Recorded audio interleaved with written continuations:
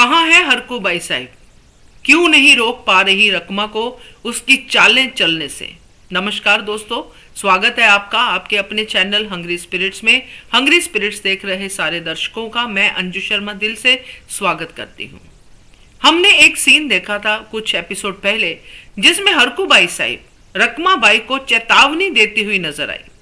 बड़ा अच्छा लगा, बात भी हुई उस सीन पे, वीडियो भी बना, मगर उसके बाद हरकू बाई साहिब दिखाई ही नहीं दी। यही कुछ है जो हम फील करते हैं, जिसमें हम लोग खो जाते हैं कि कहाँ गए ये लोग।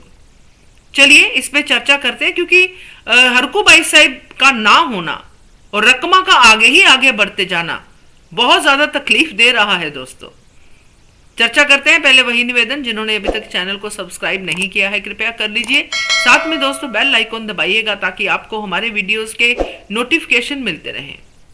तो हरकू बाई साहिब ने जिस तरह चेतावनी दी थी रकमा बाई को, उससे लगता था कि अब हरकू बाई साहिब का पूरा ध्यान रकमा पे ही होगा, क्योंकि रकमा अब पूरी तरह से मालेराव को एक के बाद एक ऐसा कुछ सिखाती जा रही है जिससे मालेराव सीख के अपनी आई के खिलाफ होते जा रहे हैं।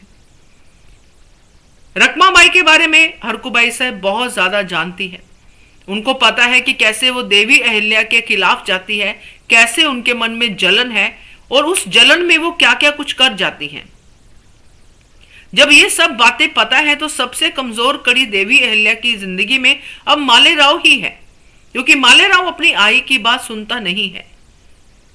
तो इस बात का तो फायदा रकमा बाई जरूर उठाएगी और ये बात हरकू बाई साहब को पता होनी चाहिए, क्योंकि जब भी हमने देखा है मालेराव अकेले होते हैं तब वहां पे रकमा पहुंच जाती है और शुरू हो जाती है मालेराव को सिखाना पढ़ाना, उसके मुंह में अपने शब्द डालने शुरू कर देती कि अच्छा तुम्हारी आई होनी चाहिए थी। जैसे कि इस कड़ी में भी हमने देखा कि बच्चों के भविष्य के बारे में बात करती है, प्रेजेंट के बारे में बात करती है, हर बच्चे के कर्मा अलग होते हैं उसकी बात करती है, हर बच्चे की आई उसके पास होती है वो भी बातें करती है। यानी कि मालेराव को पूरी तरह से अपने जाल में फंसाती ही जा रही है कि तुम्हारी आई को तुम्हारी कदर ही नहीं है। इसलिए जब मालेराव ये कहते हैं कि मेरी आई का भी कर्म अच्छा नहीं है क्योंकि उसको अपने बेटे का प्यार नहीं मिलेगा, और यही बात सुन के रकमा बाई खुश भी होती है।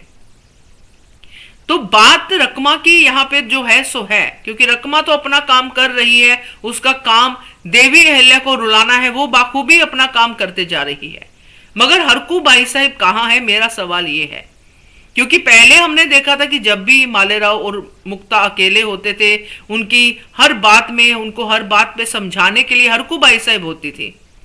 और अब हरकू बाई साहिब को ये साफ पता चल गया है कि रकमा अब पूरी तरह से देवी अहिल्या के खिलाफ होती नजर आ रही है और खुद उन्होंने चेतावनी दी है।